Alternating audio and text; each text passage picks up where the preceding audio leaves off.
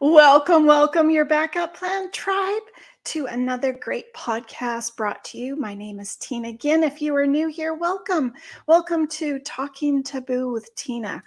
I am an emergency preparedness coach, a best-selling author of In the Blink of an Eye.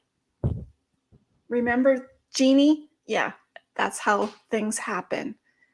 Just like that. In the blink of an eye, something has occurred in your life that is life-changing forever. And that's what happens. We're here on earth, and that's the kind of things that happen. And I talk about that all the time. We are not Superman. But I am a financial expert, been in the field for over 20 years, and I'm an app developer of Your Backup Plan app. I'm located here in beautiful Vancouver, BC. And what do we do on our show?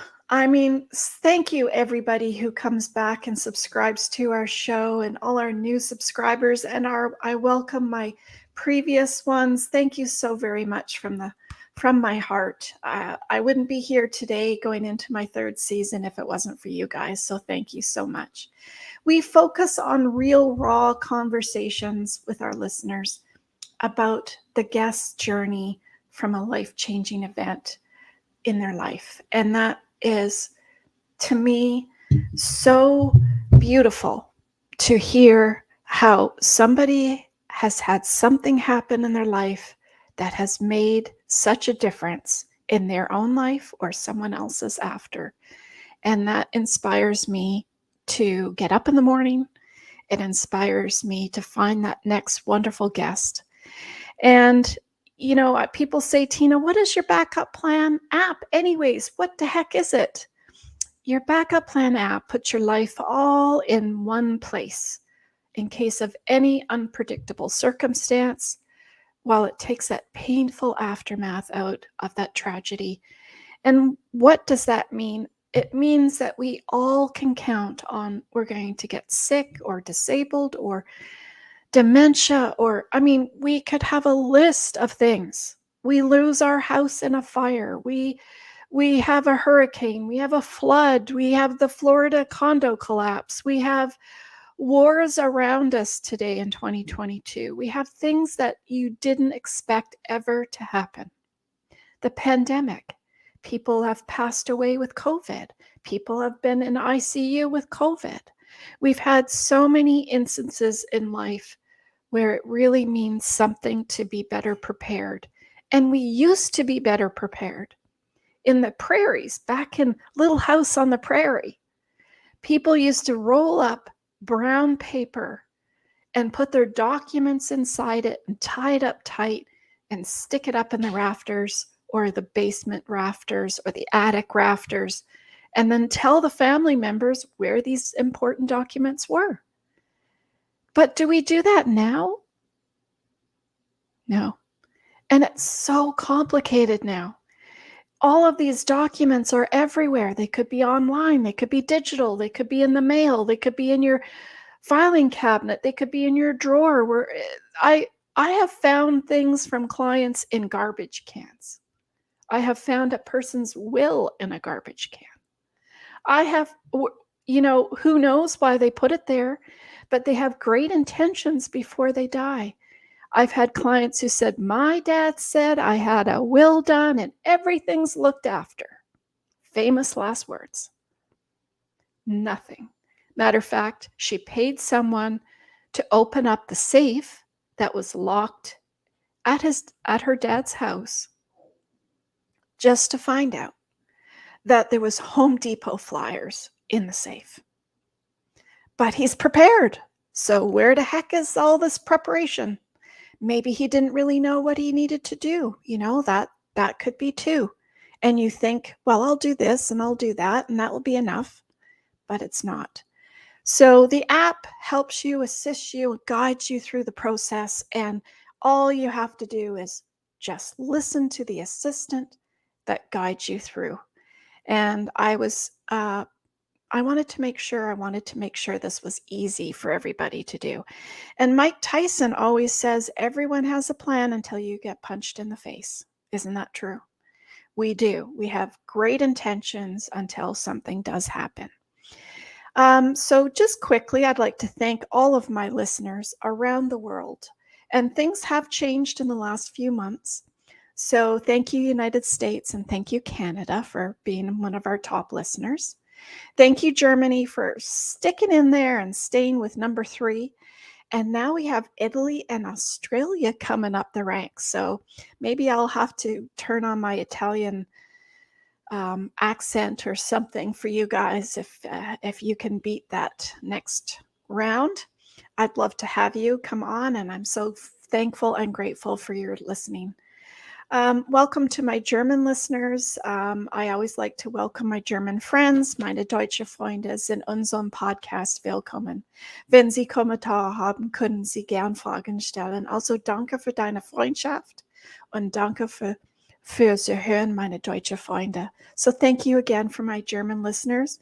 Thank you to around the world. I treasure all of you. So let's get into this. The emerging blueprint is going to be coming down. I keep saying that. I'm so sorry, but it's just grown exponentially, and I need to get it out there to you guys very, very quickly. So stay tuned. It's coming. It is coming down the works very soon. I have a library of videos and interviews and worksheets and having those family conversations, which are so, so very important. And how to make a fun night of it, how to have a game out of it, how to have appies, wine, coffee, and talk about all those taboo stuff that we don't like to talk about. But, sometimes a little bit of alcohol and fun and food maybe will change that outcome a little bit for you. So that's what we're all about here. And I'm so happy to have you guys on. If you have found us, you found us for a reason. So thank you very much, and share, like, and subscribe. And I always bring my hand out down here. Subscribe. I have to do with my left hand. Subscribe down here. Press on that subscribe button. We would love to have you come on our show. Thank you so very much for being here, for wanting to be here with us all. Thank you. Let's get on our party going here. We have a very special guest, my devastating loss of bearing a child. Isn't that the worst thing that everyone can possibly think about in their life, is that? And I wanted to have Shirley Thiessen on here today. She comes from Calgary, Alberta. And she's a grief coach, and I'm going to bring her on right now and give her a better introduction. There we go. Hi, Shirley. Hi, Tina. Great to be here. I'm so happy to have you on here today because, it's the worst thing to talk about. And I know it has to be hard and difficult, but I know you're here for a reason. And I know I want to help you with that. Where did all of this start for you, Shirley? Well, thank you for opening up this conversation, because it's one that I think needs to be shared. But my husband, Carrie, and I, we have 2 children. We have a son named Jordan and a daughter named Chantel. And I'll invite you into my story in the year 2012, the fall of that year. So at that point, my daughter was 20 and attending university in a different city. She was in her 3rd year, and our son was recently graduated, just landed a career job in our city, and on October 6th was married to his sweetheart. Well, shortly after the wedding, my husband and I went down to California for a vacation, and we were reviewing the year and all the blessings that we had enjoyed. It had been a year of huge milestones, and we were just so grateful. Like other parents do, we had invested so much love, time, energy, prayer, and money into our son. Now he was gainfully employed, happily married, off our payroll. Life was great. Well, just a few days into that vacation, it was so beautiful. I wanted to be by the pool with my book and just relax. But first, I needed to do an errand. I needed to buy something for our kitchen condo. And so I determined I was going to shop like my husband, just in and out, find it, buy it, take it home, done. And as I walked into the store, I was quickly distracted by a rack of dresses on clearance. So forgetting that I was in a hurry, I went over to have just a quick look. We all do that. Yeah. Whether we need it or not, it's just like, gotta look. Exactly. Well, there was a black dress on this rack that clearly didn't belong with these summer dresses, but I was really attracted to it. I remember holding it up on the hanger. I admired the design. I loved the fabric. It was so soft. It was beautifully lined, but it wasn't my size. I didn't need a dress. I put it back. And as I did, I heard these words: I want you to buy that black dress. You are going to a funeral. Well, my head swung around to see who said that. Yeah. There were people in the store, but no one was near me. Confused, I continued to walk away, and this time I could read the words in my head like a news ticker. Before I knew it was happening, I'm in the change room, standing in front of this full-length mirror, wearing the dress. It fit so well, it felt so comfortable, kind of like a hug. But my rational thought was this: I don't know anyone who has recently died. I have no funeral to attend. Besides, I already have a black dress in my closet. Like, what am I doing? Yeah, and how often do you wear it? Like you're trying to analyze, Right. do I need this?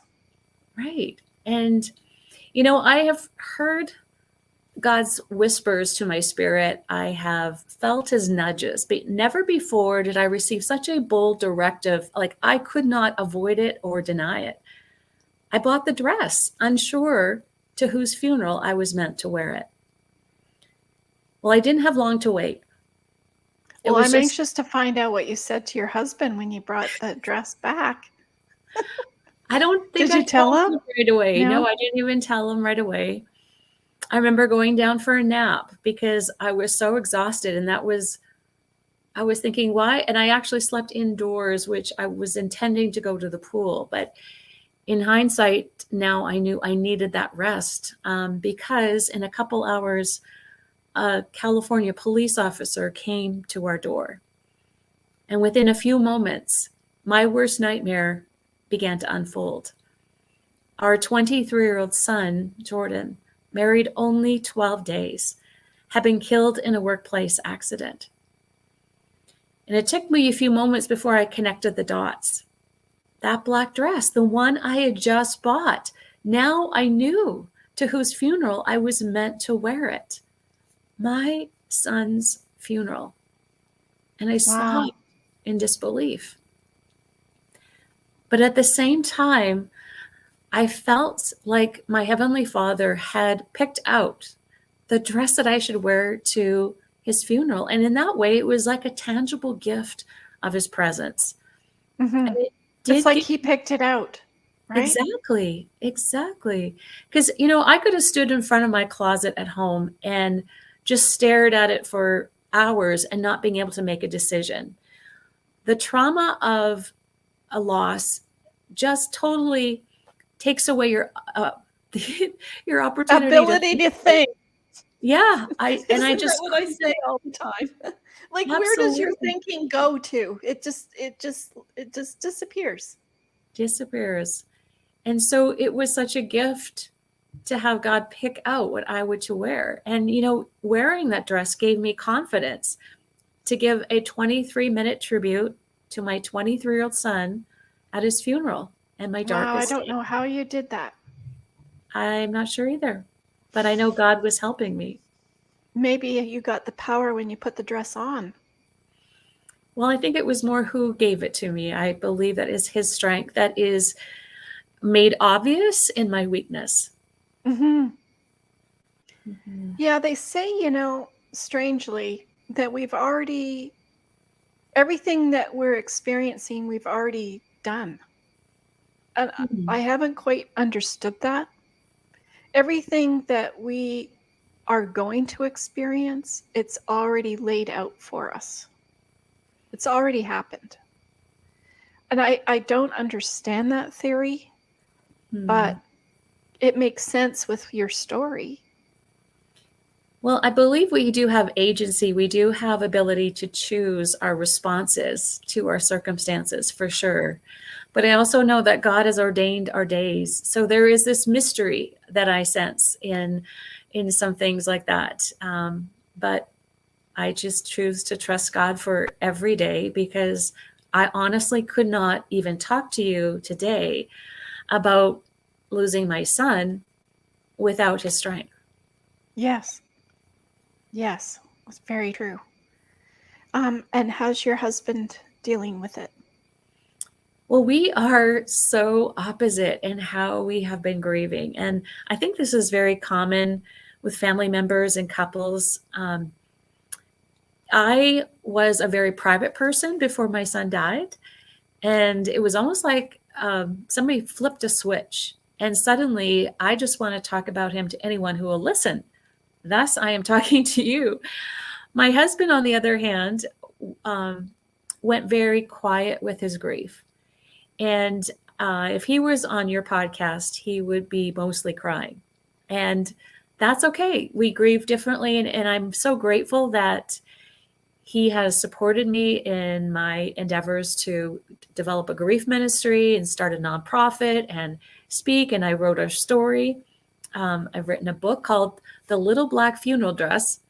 Oh, yes, I saw that on your website. Five things I wish I had known about grief. Now, Shirley, quickly, I have that website down below in the description box for everybody to see. Can they get the book from the website? Is that how they? Yes, they can. It's also on Amazon, but you can get it from my website, which would be great. Okay. Either way, it's I guess easy to do, right? Absolutely. Absolutely. So yeah, I mean, that was once you put your story into print, as you know, it's a very vulnerable position to be at. And so that wouldn't have been my husband's default at all. But I'm so grateful that he has been so supportive of me, and we give each other grace to grieve as we need to. Right. That's wonderful. And you've obviously didn't know this before, so it's kind of helped you with your journey as well, how people grieve differently, and you wanted to talk about how they talk to you. How do other people, like educating friends to know what to say? Well, one thing something that became very obvious early on was that some of our friends, I think, were a little bit uncomfortable with our grief and loss and weren't sure how to respond. Well, others just were so courageous, because grief is messy and it's unpredictable, and it does take courage to walk alongside grieving friends. And what I noticed was that these caring friends, who I affectionately call hope heroes, because they lent us hope when ours was just leaking out fast. And if it weren't for them listening to our story again and again, acknowledging our loss, praying for us, and patiently being present, I wouldn't be able to say I could move through my grief. I mean, grief needs motion, and for having people just to bear witness to your pain and express empathy, like, I had no idea what a priceless gift that is to receive. And so now I want to pay it forward, and I want to help people like the younger me who feel a bit uncertain, uncomfortable, to know, like, what do I say? What do I do that will be helpful and supportive?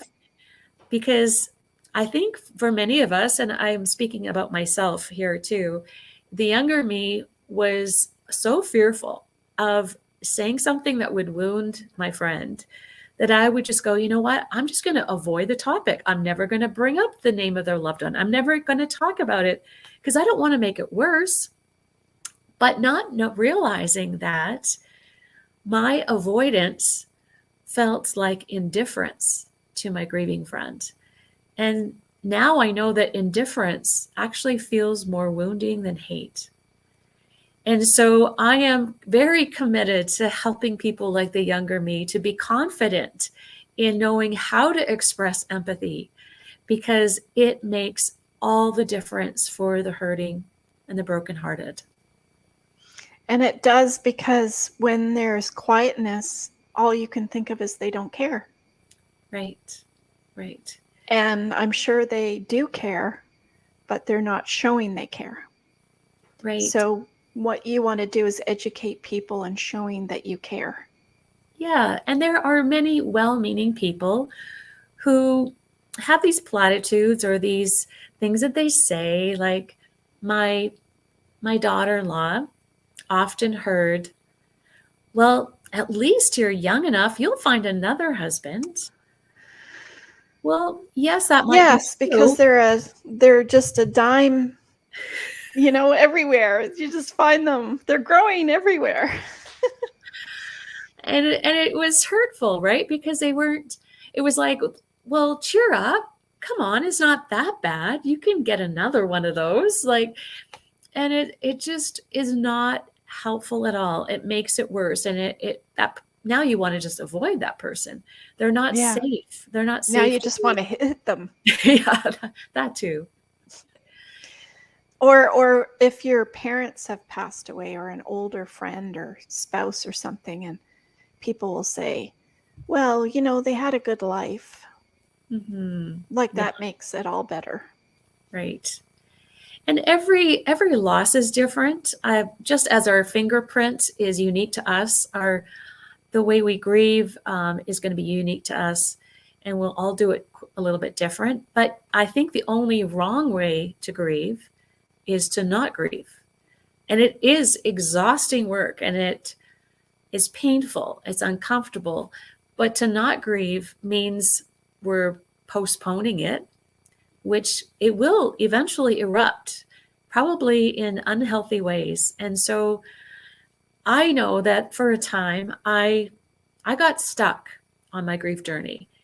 And even though God made this amazing gift to me with this black dress, as the fog of my loss started to lift, and I realized, wait a minute, Jordan's not coming back, ever. I won't see him again till heaven.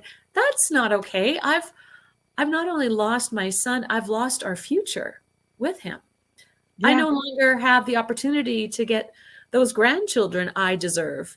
I'm going to miss the joy of watching him be a daddy and a husband. And I had been looking forward to that all my life, because I just was so excited to see him get married and think, oh, this is going to open up a whole new experience. And and then you start to realize, oh my word, that is not going to be my experience. And so those are secondary losses that I had not anticipated. And I found myself slipping into this slimy pit of bitterness. Yeah, because you're asking the why. Why? Why? Yeah. And I mean, I know that it's not if, but when, right? Those who love will also grieve. But there is something so wrong with bearing a child. It's out of order. It's not the natural progression. And, I'd even told Jordan, and you might be proud of me about this, Tina, that I had made plans of what I wanted for my funeral. I wrote down all the details of kind of food I wanted, who I want involved, what songs exact. And I remember telling Jordan about this and where he could find it. And he was such a tease. Look at you go. I know. I thought you'd be proud of me. But then my son, he had this twinkle in his eye, and he looked at me and he goes, Mom, you're going to be dead. We can do whatever we want. Because he knew that I'm a control freak, and he just thought he would push my buttons.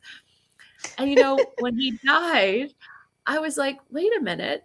I never asked him what he would want for his funeral. Of course not. Because he's younger. Well, I never anticipated even being here for his funeral.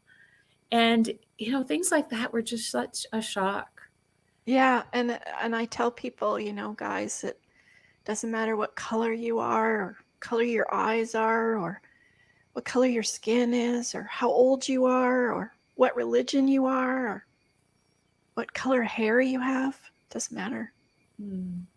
Think of every single person that's on earth, doesn't matter how old they are, to have some sort of plan. Mm-hmm. Yeah. Because even the younger, like your son, I talk about, he has so many passwords and so many accounts that you're unaware of. I had a client who had signed for a lease of a truck because he got this new job and he's out on his own and he got himself a truck, and it sounds all beautiful and wonderful, but he died.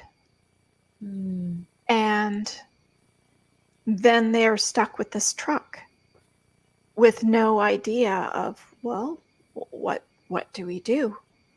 Mm-hmm. And where's his stuff? Like, we don't want passwords or Facebook to come up every year and show us in all of our friends and family faces again. We don't want his Instagram page to always be there. And, so we have these conversations to talk about, well, what would you want done with your social media? Do you Mm-hmm. want us to keep updating it every year? Maybe little stories that you said or talked about, or pictures, or what do you want done with it? We don't have those conversations. No, we don't. You're right. Well, one thing I will say about Facebook particularly is that it was a way for me to share that my son had died, and everyone knew without me having to pick up the phone or sending a text to 100 Right. people. Yes. And also, what I do appreciate about that is people were able to send stories about my son on Facebook or online that just were so impactful, and such a comfort to hear these stories from people I'd never met who had a relationship with Jordan or knew him from somewhere. And that was incredible. What a gift. Yeah, very moving for you. Mm-hmm. Yeah, Yeah. that's nice.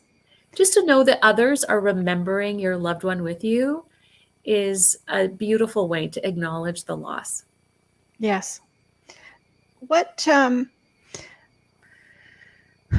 kind of hit you the hardest when you heard? Well, it's crazy what comes to your mind immediately. For me, the most random thought was, no, this isn't possible.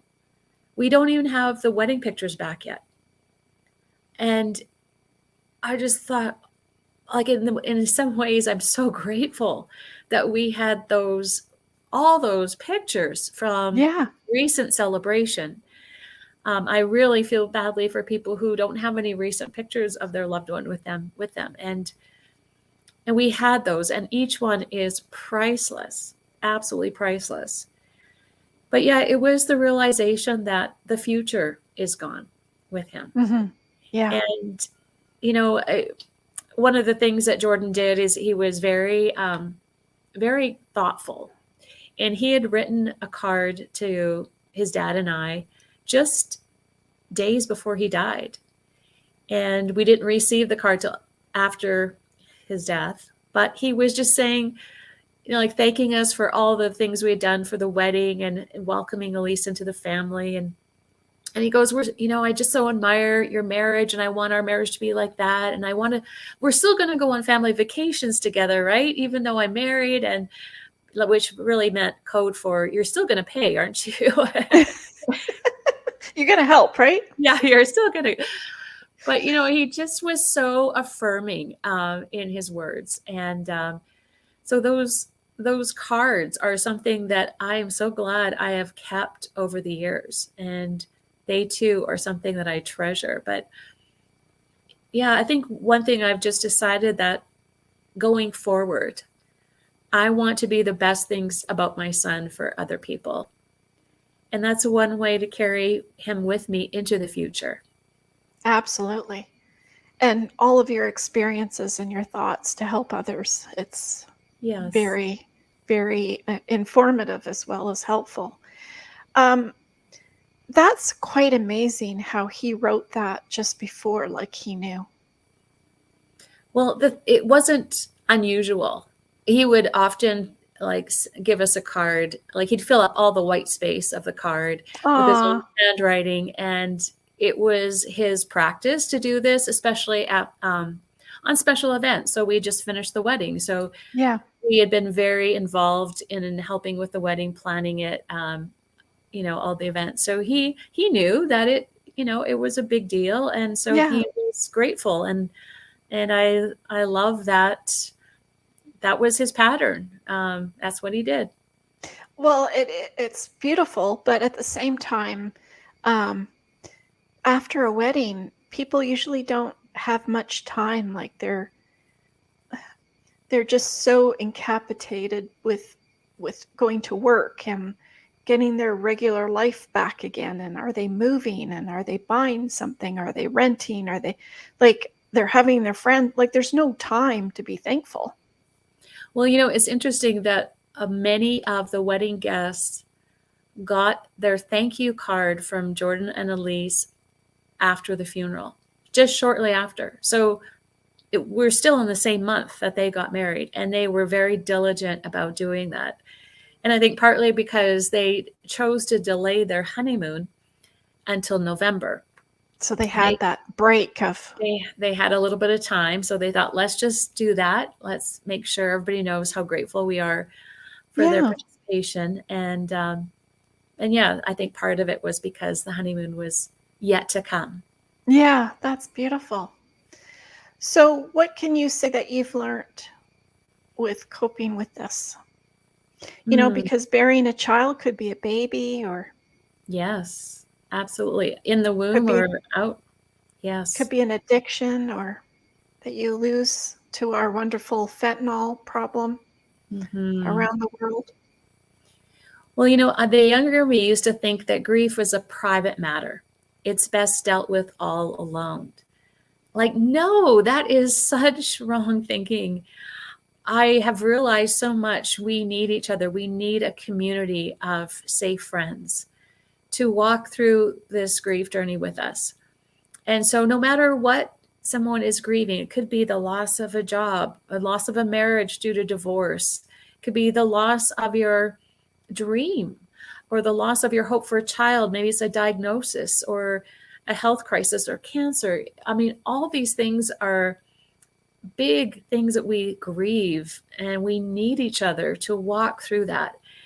And I'm so grateful that I have had those kind of friends that did that with me. And so when I meet people and they're trying to just deal with it on their own, I try to strongly encourage them to find those safe, caring friends. There are people out there, and Yeah. and maybe they don't have them in their life right now. Maybe no one in their family wants them to talk about their loss. And I'm going, don't let that stop you. Find someone who is willing to let you talk about your loved one. One thing I really learned is that sometimes I didn't even know what I was thinking or feeling until I spoke it out loud. To have someone just listen and lean in and listen, and let me lead the conversation. So there's some days I didn't want to disclose everything. I just Yeah. certain things, but they were just kindly curious. People who chose to learn about grief through me, that was very validating. Hmm. And when I expressed my fears or concerns, like not dismissing it or trying to cheer me up was really helpful. Shared tears, powerful. Wow, like that. Shared tears and hugs are more impactful than I ever would have thought. I think it's, well, to a relationship, it's building trust, right? Mhm. That is underlying it all. So you can feel comfort in the support and the trust. So if Well, people don't have the friends and family around them that are giving them what they need, what would you advise them? Finding groups, or there yeah, are quite a certainly, few now? for sure. Griefshare is a program that I'm familiar with. It's free. It's hosted in many churches. in cities across Canada and the United States. Maybe it's a grief counselor. But I am committed to help others just be those hope heroes for each other. Because you know what? It's not if, it's when. It's all going to happen to us. And so even being a hope hero to someone else, you're actually modeling it for them. And you know what? It's going to come back to bless you, because you're going to need them as a hope hero in your life at some point, if not already. And so I really want to help people to express empathy, because like you say, empathy accelerates trust, and trust is so important. So whether it's at the workplace, it's with your colleagues, how do you come alongside that person who has a cubicle next to you and you know they're struggling? Well, what do you do? How do you engage them? Those are things that are important for productivity in a workspace. I think HR consultants and HR teams need to be really good about educating their employees about this. Yeah. And finding solutions to help them. Absolutely. I shared with you earlier about 2 different experiences that we had with different businesses, that one showed empathy and one did not. And as a result of that, one of the companies we absolutely love, and the other one we have a strong disdain for. And so as you think about a business owner, you want, for customer service, you want your customers to experience empathy. And so I'll just briefly share the context. So when my son died, he fell 116 feet down an elevator shaft at a work site, and his phone was lost. We never could find it. And so my husband called the phone provider and said, "I'm calling on behalf of my son. He has died in a workplace accident. I'm calling to cancel his phone plan." The lady on the other end said, "You can't cancel any plan unless you're the owner. So please have your son call me, and then I'll take care of it." And so my husband thought she didn't hear him. "No, my son has died and he won't be calling you." And she said, "Well, it's our policy, it's our company policy that no one can cancel a plan unless they call themselves." And so they kind of got into this like match. My husband I could just feel his anger just rising as she's not understanding. And it's like what do I need to say in a different language or something? Yeah. So eventually my husband was able to speak to a VP, and he actually defended the young woman and said, "Well, that's our policy. She was just doing her job." Well, then my husband said, "Well, then you better develop a policy where your employees can think critically and think, does this scenario fit outside of our policy?" So eventually we got that resolved. But conversely, because the newlyweds were supposed to go to Hawaii, and they had these flights that my husband was trying to get the money back for Jordan's widow. But so he calls and he explains the same thing. My son has died. Would it be possible to get a refund, even though we didn't have that kind of insurance on it? And the lady was very kind, said, "I am so sorry for your loss." She said, "I can't make any guarantees about a refund, but I'll have to see the death certificate just to verify what you're saying." And my husband said, I'm happy to do that. And they hung up. Now, before my husband could even fax her or scan the death certificate to her, she calls back. And she said, "You know what? I went online. I read your son's obituary. I am, again, so sorry for your loss. We are going to fully refund every penny to Jordan's widow." Wow. Like, what a contrast. One was so empathetic. And so, as you can imagine, we told everybody about how amazing Hawaiian Airlines was. And we told them how terrible this other telephone provider was. So for every business person, you need to think about educating your staff about empathy, because it really will make a difference in your clients. Absolutely. And during those times, people tell so many people. Oh yeah, you bet. Yeah. Um, I realize being a young guy and he had different things. Has she still found difficulty in trying to find the things that he had that she wasn't aware of? Do you know if she went through that? I, I think we were able to find everything that we needed. I mean, without the phone was something we were hoping to recover, but other than that, Jordan had lived at home until just a few days before the wedding and was very open with his dad about the few things he did have. So yeah, it was It pretty worked out straightforward. for Yeah. you? Hmm. Because I know once they move away and you think that, they're not your responsibility anymore, so to speak, and they have this new truck or this new vehicle and their new job and a girlfriend or a Right. wedding to do or whatever, that, you're done, but you're not. No, no. And, my son and my husband are pretty tight. They were great friends and they discussed everything. So there was, yeah, just this transparency that it wasn't difficult for my husband to tie up some of those loose ends that you need to do with a death.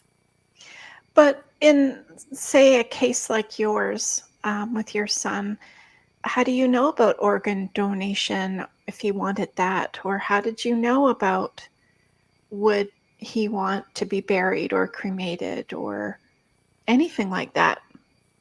Well, that's true. I mean, when it came to like being buried or cremated, we left that decision to his wife to decide.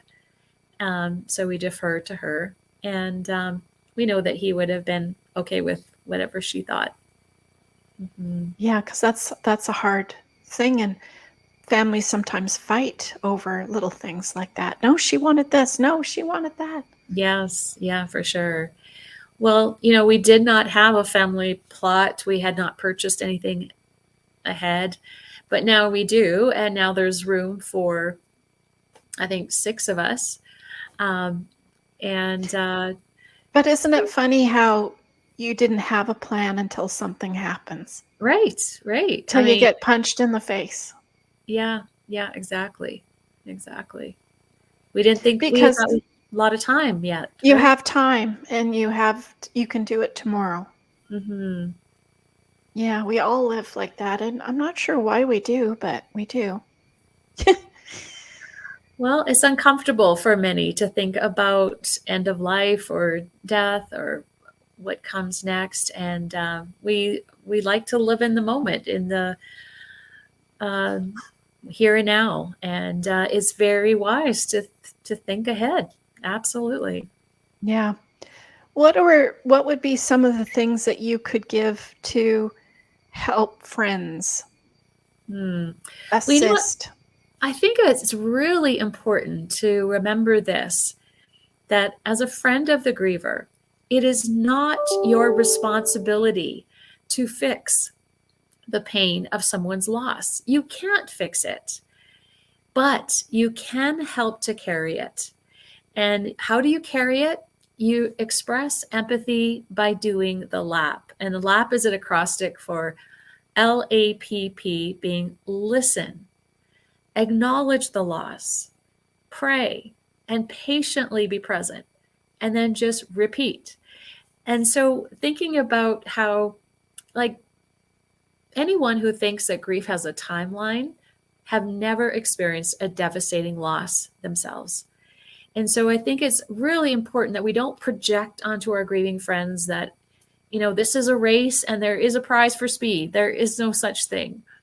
This will be something that is a life altering thing that will last as long as you live. But I think it's also important to extend hope to our grieving friends, to believe that it is possible to recycle this pain for good purposes. And I've experienced that, you've experienced that, And that is what helps us get unstuck. Because when you might meet people who, when they talk about the loss of their loved one, it's like it happened yesterday, but in actuality, it happened 20 years ago. They've not been able to move forward. I know a mother who had 4 children, and one of her children died very tragically. Well, she got so captivated or fixated on her loss that she almost forgot about her other children. And it took 10 years before she actually realized that she was missing out on their lives and being involved with them. And then you've got this regret and remorse about, oh, I've just wasted that. So I am a huge proponent of do what you can to help people gain a perspective on their grief where they can recycle their pain and not get stuck. And listen. And listen and acknowledge the loss and pray and patiently be present. Well, I think the patiently present part is difficult for most people. Oh, it is. Absolutely. Because sometimes we're uncomfortable with their grief and we just want to, just let's bring it to a conclusion. Like, let's fix it. Or have you had closure? Like, will this bring closure? Yeah. What does that mean? Exactly. But you do hear that. That's supposed to be an old statement or something. Well, people are still saying it. Like, for example, when we were invited to visit the work site where our son had died, we were there to see the improvements they had made for safety. And I, just being at the last spot that my son was alive was very emotional for us. And when we got back, people often said, well, do you have closure now? And it was like, no, we don't. Like, it will never be closed to me. I will grieve my entire life. And yes, grief softens over time. Yeah. And we learn to recycle it. And there'll be days where we can actually talk about him and not cry. And we could be laughing and we can smile. And but that goes on forever, that grief. And that it's just part of who we are. It becomes something that we've absorbed into who we are. And grief actually can make you a better person. I find it has for me. I'm more empathetic than I once was. I certainly am more aware of other people around me. I'm not quite as self-absorbed as I once was. I live with knowing that life is short, right? And so I think about how I want to be remembered when I die. And now I kind of reverse engineer my life and my priorities to meet that goal. So it's very clarifying. Mm-hmm. And I appreciate those things about grief. It is, but you think you're getting through it. I think most people would say this, and you could be a year in, you could be 5 years or 10 years. It doesn't matter. But there could just be one smell. Oh, yeah. One song, one thing while you're walking through the mall and you see something and it just triggers it. Absolutely. Absolutely. It's very interesting how that works, actually. And it causes erratic behavior. Like, I have actually followed a guy in my car because he just looks so much like my son. And he was driving a car very similar. And I was Isn't that weird?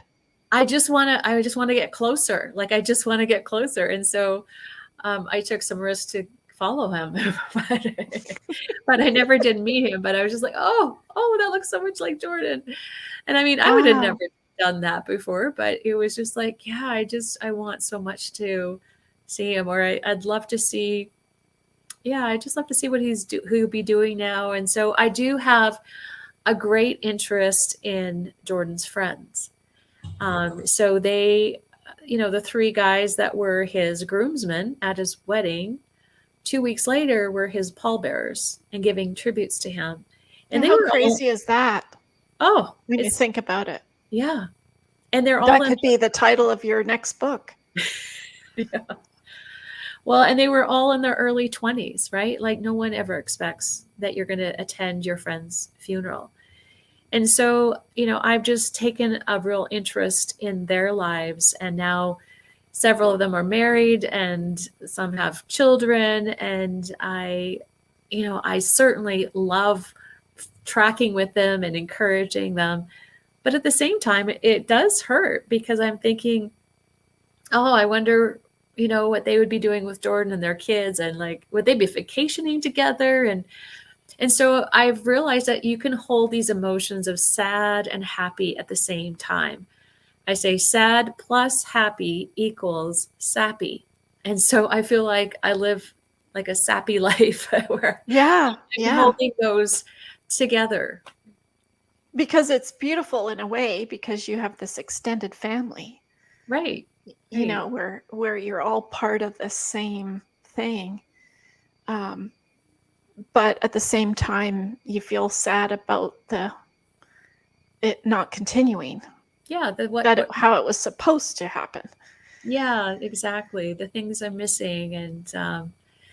But I'm very grateful that I will see my son again in heaven, and that is a big part of my hope, and that keeps me going forward Yeah. because this life is not all there is. No, absolutely. And it makes you definitely feel better that you think it's just a time spent and you'll see them again. Yeah, it's an interruption in a Hmm. relationship. It's not the end of a relationship. Yeah. Just a pause. Yeah, exactly. Exactly. Has he ever come to you? No, no. Well, be ready. Well, I certainly have dreams about him, and but I'm longing for the day where I will actually physically be with him, and that is enough for me. Yeah. No, that's awesome. Um, what I'm sure you're getting, whether you know it or not, the strength and all of these things to do what you're doing now. What would you advise somebody that's just heard about someone close to them passing? What would be your first friend contact? What would you do? What would you Mhm. say? Well, I would say so many times we can talk ourselves out of doing something. We can think, oh, they have a lot of family around right now, or I'm sure they have closer friends than me. I'll just step back. I would say, you know what, reach out, call them, and you know what, if you text or call, they can choose not to respond, and that's okay. But make the effort to acknowledge their loss. And you could say something like, I have no words. I don't even know what to say. But I am so sorry and I am hurting with you. That's all you need to say. Yeah. And you don't have to go on and pontificate about anything, but just express that you care, mention the loved one's name, and keep checking in. And sometimes we get so offended if someone doesn't respond to our kindness in the way that we think they should. Well, honestly, I can tell you that my own etiquette courtesies kind of flew out the window when Jordan died. And I'm so glad for friends who didn't like dismiss me just because I didn't respond right away, or I didn't say thank you when they showed up with something, or because like you're in such a fog that it's impossible to respond appropriately sometimes. So I just say, like, keep responding or keep trying. I've had some people say to me, well, I tried 3 times and they never responded. I go, we'll try 3 more next month. And then maybe a couple months later, try 3 more times. Like, don't give up. And, Yeah. one thing that was a shock to me was that the second year was harder than the first. And you think, how is that possible? It's Yeah. because we have this crazy idea that if you just get through the first of every special event or special thing, that, it'll get easier. that's not necessarily true. I found that the second year, I was now more aware of all the losses that this was Yeah. going to mean. And so, even I've even run into people who reached out to a friend 10 years later and they said, I am so sorry. I was not there for you when your father died or whatever it was. But I just want you to know that I really miss your dad too. I remember this about him. Like, that can be so impactful. So even if you have neglected a friend in the past, come back and say, I'm sorry that I wasn't that kind of friend for you, but I just want you to know, I know you're still missing him, and so am I. Yeah, that would make them feel comforting.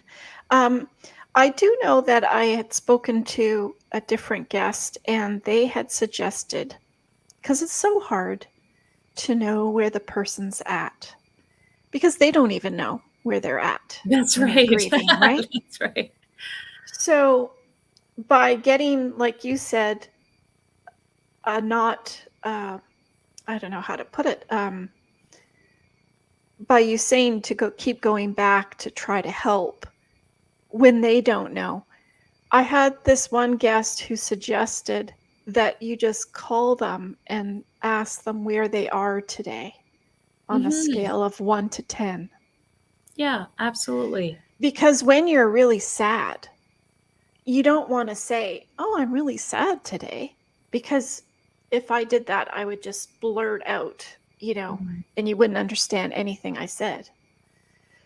So without having to go into it or why you feel sad, because sometimes you don't even know, is just to say, I'm a 2 today. I'm not good. So then Right. that person who just called them knows, okay, well today I won't go into all that with them. I'll just call them tomorrow or Right. next week.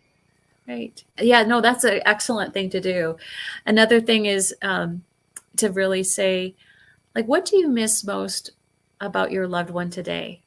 And just give them the opportunity to talk. Because as time goes on, less and less people will ask about your loved Yes. one. And so let them just say as little or as much as they want to. But yeah, truly saying, how are you, is a terrible question to ask, because I know that my emotions changed every 5 minutes and Yeah. I didn't even know how I was. But to say, yeah, on a scale of 1 to 10, where do you find yourself today? That's a great, great way to pose it for sure. And the other thing I would just say that you can offer to a grieving friend is, instead of saying, well, just call me if you need anything. Yeah. That is such a cop out. And I know that we're well meaning when we say that, but it is much more helpful to say something like, next week on Tuesday or Thursday, I'm available for you. I can walk your dog, or I can take your kids to the park, or I can run an errand for you, or bring you dinner. Like, is any of those things helpful for you next week? And so you've still given them the ability to make a choice, because Mhm. now they know what you're willing to offer, which is really helpful. And maybe they'll say, well, that sounds wonderful, but not next week. Maybe could you call back, next month or something? But Mhm. that's a really practical way to acknowledge someone's loss and share hope. And what I always like when you say that is because when you say that to someone, yeah, the person calling or speaking to them has to realize they don't even know how they feel. No. So they don't really know what they want. A matter of fact, they probably missed breakfast, lunch, and dinner and forgot that they even had to eat, or did they eat? Right. No, And that's you're asking them if they could drop off some food. Well, it's not really important because oh, food? Oh, oh yeah, I was forgot to eat. Hmm. yeah. Yeah, for sure. What, just on that topic of food, we were blessed with many people bringing food and different varieties, which was awesome. Awesome. Yeah. But I got so stressed about returning the dishes to the appropriate people because they weren't labeled or anything. So I think so here's just a little practical tip. Make sure that you give it to your friend in something that doesn't have to be returned. That's a Just say, great tip. either recycle it or, Reuse it. reuse it or whatever, but don't even think about having to return this to me, because I cannot tell you how much anxiety that caused me, thinking, oh my goodness, I don't know which dish belongs to who. And oh, that was just overwhelming. And it's like, seems like such a little thing but it was huge to me in that time. I think it would be huge to me too, because I think I try and tell people this all the time, but I don't know if they can really understand it until they experience it. But your logic brain just disappears. And so you could literally sit for weeks, days, months, forgetting to eat. What are you going to make? Not interested in making anything. Not interested if the dishes are piling up in the kitchen. You couldn't give a crap. So not only do you feel like you have to give them their dish back, but now you have to wash it. Yeah. So, and you have to do it well too. So that's just another hassle. So it'd be much easier to get it back from somebody who says, use it, do whatever you want with it, because then you could look at it after and just throw it out if you didn't care. I mean, at least there's no feel like pressure. Yeah. It's such a little thing, and yet in the moment it can feel like such a big thing. Yeah. And so, we can just take the pressure off and just say, don't worry about returning it. Yeah.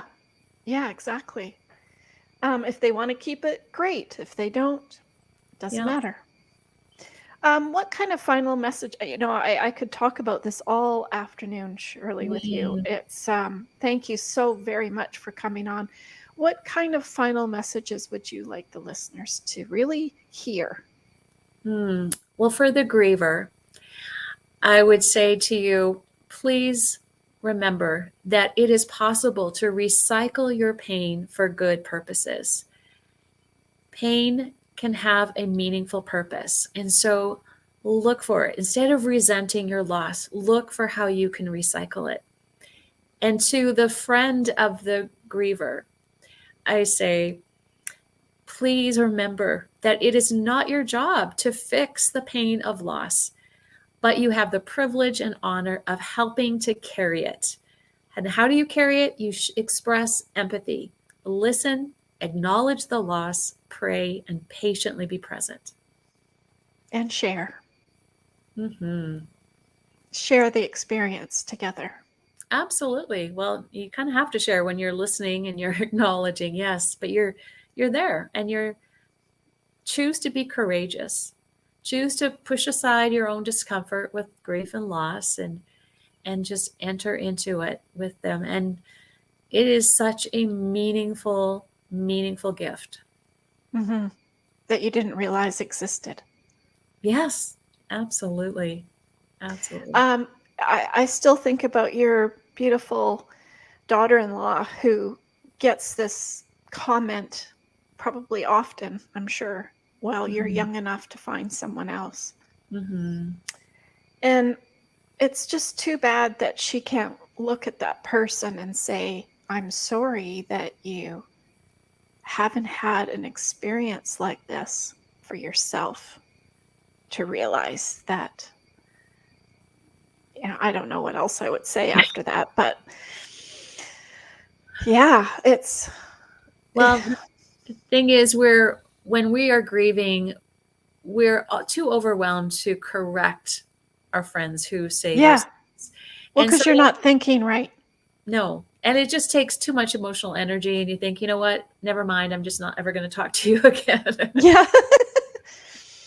So that's why I'm so committed to be like a grief educator and just to bring these things to light. So that's why I'm so grateful to you, Tina, for opening up this conversation. And hopefully, your listeners will take away just even a little nugget that will make them feel a little bit more certain, a little bit more confident to say, okay, I'm going to do that for my grieving friend.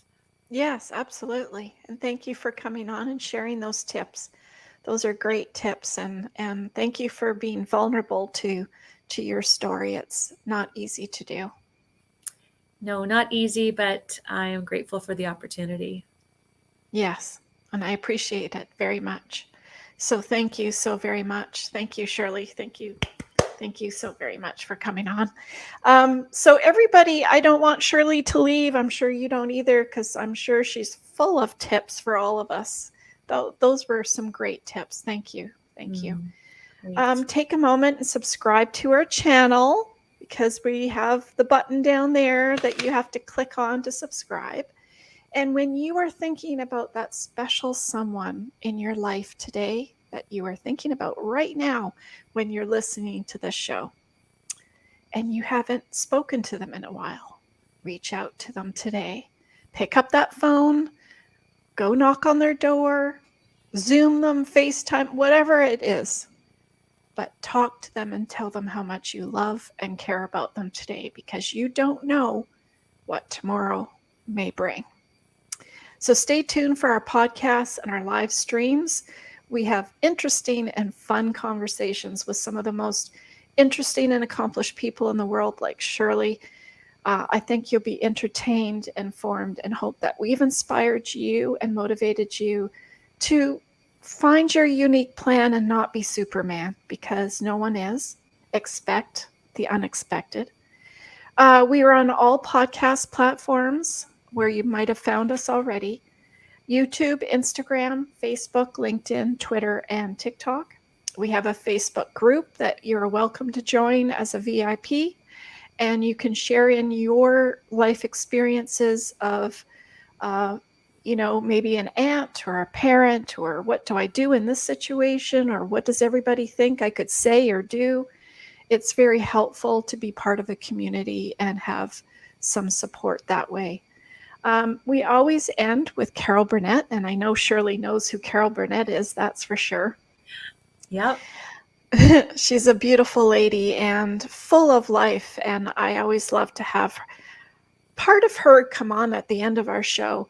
I'm so glad we had this time together just to have a laugh or sing a song. Seems we just get started, and before you know it comes a time we have to say so long. So long, everybody. Stay safe. Expect the unexpected. Be kind. Till next time. Thank you, Shirley. Thank you, everybody. Thank you.